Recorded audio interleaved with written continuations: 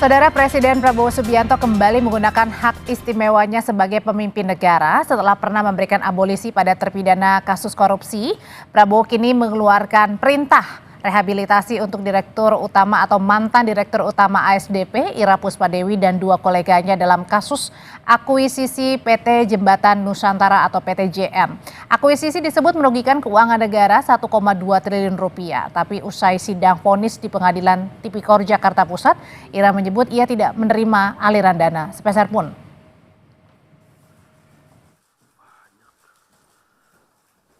Kami menghormati seluruh proses hukumnya. Kemudian yang kedua, kami terima kasih atas doa dan dukungan para sahabat. Yang ketiga dan sangat penting, saya kira fakta yang dinyatakan oleh majelis bahwa tidak ada sesen pun keuntungan pribadi yang kami ambil. Kemudian yang berikutnya kami ingin sampaikan bahwa akuisisi ini adalah aksi strategis yang bukan hanya baik atau menguntungkan untuk ASDP, tetapi untuk negara. Karena dengan akuisisi ini, kami mendapatkan perusahaan dengan izin yang sudah ada moratoriumnya sejak 2017, di mana seluruh izinnya adalah trayek komersial. Dengan trayek komersial ini, maka ASDP dapat memperkuat posisi untuk bisa melakukan subsidi silang bagi perusahaan, bagi daerah-daerah 3T. Saudara, usai diumumkannya rehabilitasi kepada mantan Direktur Utama ASDP Ira Puspadewi dan dua rekannya, kini kinerja KPK dan Pengadilan Tipikor dalam memproses kasus korupsi PT ASDP pun dipertanyakan. Kita bahas lebih lengkap bersama Guru Besar Ilmu Hukum Universitas Islam Sultan Agung Semarang yang juga merupakan seorang hakim, Profesor Binsar Gultom. Selamat malam Pak Binsar. Selamat malam. Dan ada juga pakar hukum pidana Prof. Jamin Ginting. Selamat malam, Mbak Jamin. Selamat malam, Mbak Dri. Saya mau tanya dulu ke Prof. Binsar nih. Prof. Binsar, apa sih pandangannya terkait dengan rehabilitasi yang diberikan oleh Presiden Prabowo kepada mantan Direktur Utama PT ASDP, Ira Puspadewi? Apa ini untuk memberikan keadilan atau justru membuat tanda tanya nih kasus korupsi yang ditangani? Ya, terima kasih Mbak. Ini tanpa mengurangi rasa hormatku kepada, khususnya kepada pemerintah ya, dan Presiden. Hak prerogatif itu memang ada di tangan Presiden sesuai pasal 14 Undang-Undang Dasar 45. Tetapi bukan berarti hak-hak tersebut seperti abolisi, amnesti, rehabilitasi itu tanpa dasar. Kenapa bisa dibilang begitu?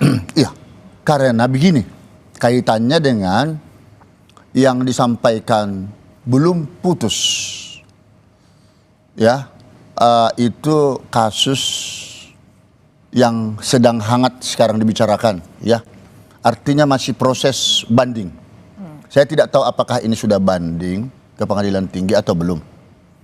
Tapi selama belum ingkrah putusan itu, janganlah kiranya ada bentuk-bentuk intervensi kepada lembaga yudikatif. Ini kan ada asas trias politika yang memiliki kewenangan masing-masing. Saling koordinasi boleh-boleh saja, akan tetapi tidak boleh saling mengintervensi. Jadi kalau ini misalnya sudah ingkrah, silakan dilakukan rehabilitasi. Perlu diketahui, ini kasus korupsi. Rehabilitasi itu kayaknya sepertinya kurang tepat ya. Jadi Pak Binsar, disampaikan kepada kasus korupsi. Mungkin kalau narkoba sebagai pengguna bisa saja terjadi. Jadi yang dikritisi atau dipertanyakan Pak Binsar adalah waktunya begitu. Ya. Yang setelah vonis masih ada 7 hari untuk waktu berpikir-pikir, Ya. tapi kemudian tiba-tiba ada pemberian rehabilitasi. Sudah ada. Jadi kurang tepat. Ya. Nah, jadi ini menjadi presiden buruk di dalam penegakan hukum. Apa yang dilihatnya kalau gitu? Kalau ini sudah ingkrah seperti yang saya katakan tadi, mau berapa tahun pun dihukum oleh hakim, silahkan itu sudah menjadi domain atau ranah daripada eksekutif. Mungkin kalau ada berbagai tekanan kan kasus ini kan berbagai tekanan atau dukungan di media sosial bahwa kasus Bu Ira ini tidak sepantasnya ditetapkan sebagai tersangka. Tetap tidak bisa. Kalau karena ada tekanan dari berbagai netizen misalnya, pengaruh-pengaruh dari luar, itu tidak boleh dijadikan pegangan oleh pemerintah, dalam hal ini presiden. Hampir sama waktu saya mengadili kasus kopi maut bersianida dulu. Kalau saya terpengaruh dengan banyaknya netizen, dengan pendapat-pendapat di luar sana, mungkin kami akan membebaskan kasus itu. Dan kesempatan untuk membebaskan boleh saja. Akan tetapi dalam naluri seorang hakim muncul satu keyakinan bahwa dia pelakunya, dan sampai 3 kali dilakukan peninjauan kembali ke Mahkamah Agung tetap ditolak oleh Mahkamah Agung, kan begitu. Nah, jadi kembali kepada rehabilitasi ini. Oke. Saya tidak kurang sependapat lebih awal dikeluarkan ini. Oke, kalau dari Bang Jamin sendiri setuju nggak Bang kalau misalnya tadi Pak Gultom bilang karena timingnya belum tepat? Ya, gini, kita harus bedakan kedudukan seorang kepala negara sebagai pemimpin bangsa yang cukup besar, melihat situasi dan keadaan negara seperti apa, maka diberikanlah dia hak prerogatif itu. Beda dengan seorang hakim. Hakim memang harus tegak lurus karena dia kepentingannya hanya terkait dengan kasus yang dia tangani. Makanya dengan kedudukan seorang Pak Prabowo, dia saya kira mempunyai hikmat yang luar biasa. Kenapa saya bilang hikmat luar biasa? Karena dia melihat ada kepentingan bangsa yang lebih besar. Anda bayangkan, Audrey, ini perusahaan BUMN yang memberikan keuntungan kepada negara dan memfasilitasi 3T tadi, terluar, terpencil, dan terdalam. Itu arti termiskin. Ini artinya apa? Tidak ada diuntungkan orang ini. Nah, kalau sampai terjadi seperti ini dan semua CEO BUMN yang mempunyai itikat baik tidak diuntungkan dan terpenuhinya sarana dan prasarana terjalin, dipidana. Saya kira BUMN manapun tidak akan mau melakukan yang namanya corporate action. Meskipun dalam penilaian hakim berpendapat kenapa menjatuhkan vonis meski vonisnya lebih rendah dari tuntutan jaksa penuntut umum, karena meskipun tidak mengambil keuntungan sepeser pun, Bang Jamin, di situ disebutkan bahwa adanya kelalaian dan ketidakhati-hatian. Nah, jadi begini, di dalam corporate action itu ada yang namanya business judgment rule. Ada kriterianya. Pertama, business judgment rule itu, satu, dia melakukan itu dengan suatu kehati-hatian, visibility yang cukup mendalam, tidak menguntungkan dirinya, dan pekerjaan itu dilakukan sesuai dengan bidang dan tugasnya. Ibu Ira ini melakukan itu semua. Yang dimaksud dengan kelalaian mengakibatkan kerugian itu kelalaian corporate action. Bukan kelalaian dalam arti memiliki niat jahat untuk membuat jadi rugi atau membuat jadi lalai. Nah, ini yang tidak disadari. Jadi corporate action manapun bisa saja rugi. Dan negara bisa rugi kalau dia BUMN.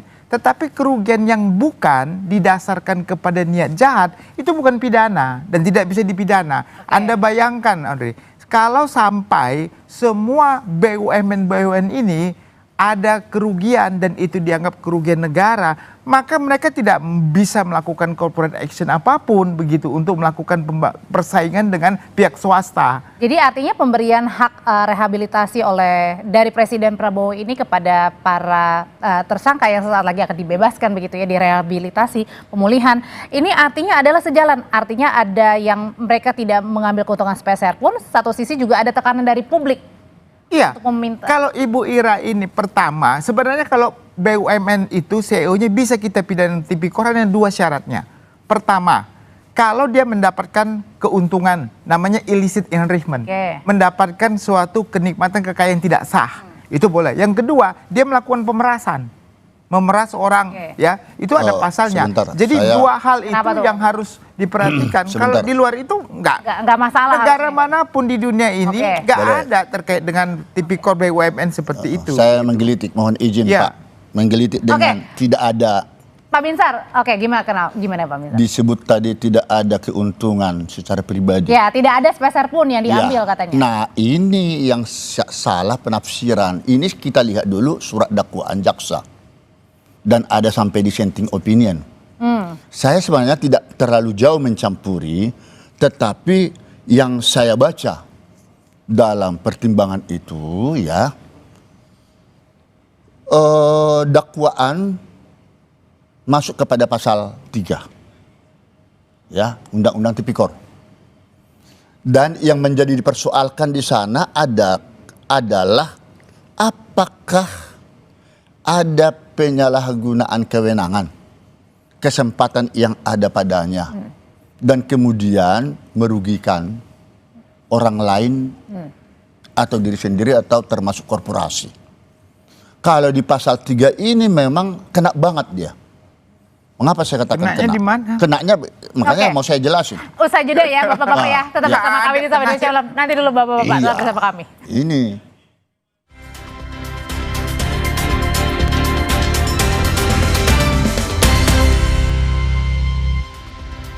Jadi sebenarnya pemberian pengampunan yang cukup sering diberikan oleh Presiden Pak Binsar, menurut Anda ini kemudian juga membingungkan nggak dengan kasus-kasus korupsi yang ada? Nanti dengan penanganan kasus, jangan-jangan nanti diberikan pengampunan di tengah jalan.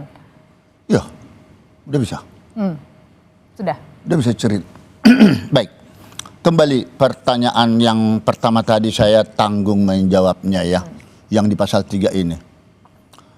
Jadi jangan salah paham dulu pemirsa, kalau tidak ada keuntungan masuk kepada pribadi, lalu orang itu tidak bersalah. Ini persoalannya ada enggak kerugian negara? Ada. Ya, yang diuntungkan katakan orang lain atau suatu korporasi. Hampir 1,1 triliun 200 sekian. Ya, dirugikan uang 1,25 negara. T. Iya, triliun. Nah, jadi karena ada kerugian negara di sana, makanya dihukum 4,5 tahun. Lebih rendah dari dakwa. Tuntutan. Tapi ada dissenting opinion memang. Salah satu mengatakan itu terletak persoalannya di penyalahgunaan kewenangan dan peranan yang dilakukan oleh si terdakwa ini, apakah menyalahgunakan jabatan kewenangan. Nah, menurut hukum bisnis seperti yang dibilang abang tadi, itu memang dia tidak terbukti melakukan perbuatan, tetapi masuk kepada perdata jadinya. Artinya bukan tidak pidana lah, tidak pidana korupsi. Jadi Maaf begini, dulu bang, ya. ini karena waktunya kepepet. Ya. Nah, akhirnya yang dissenting ini menyatakan onslah. Oke, jadi Terbukti poinnya apa nih melakukan- Pak? Ya, tapi karena ini suara terbanyak, ya menyatakan dia tetap terbukti 4,6 bulan itu, ya tetaplah Ya. terbukti si terdakwa itu Jadi- melakukan kejahatan Tetap pidana. terbukti ya. Tetap terbukti. Jadi Nah, begini, kalau KPK ini Bentar, Pak Binsar. selalu berpandangannya kalau ada kerugian negara adalah tipikor. Enggak begitu. Tidak semua ada kerugian negara adalah tindak pidana korupsi. Karena apa? Coba lihat di pasal 14 Undang-Undang Tipikor di situ.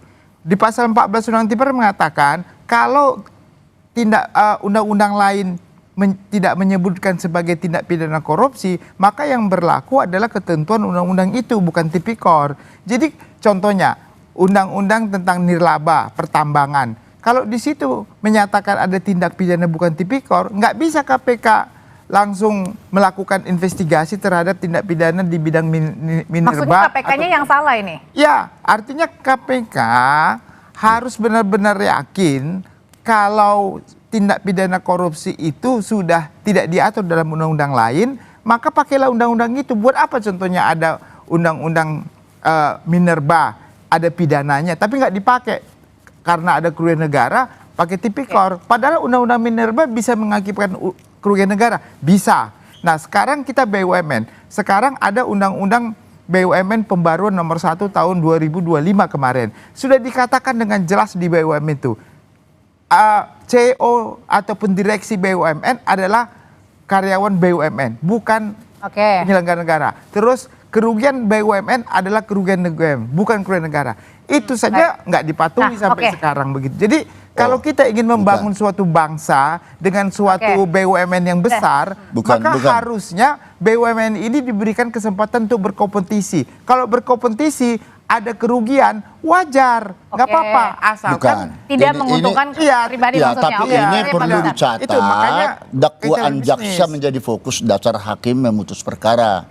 Ini kan tidak ada undang-undang yang lain selain daripada pasal 3 yang dibuktikan gitu loh.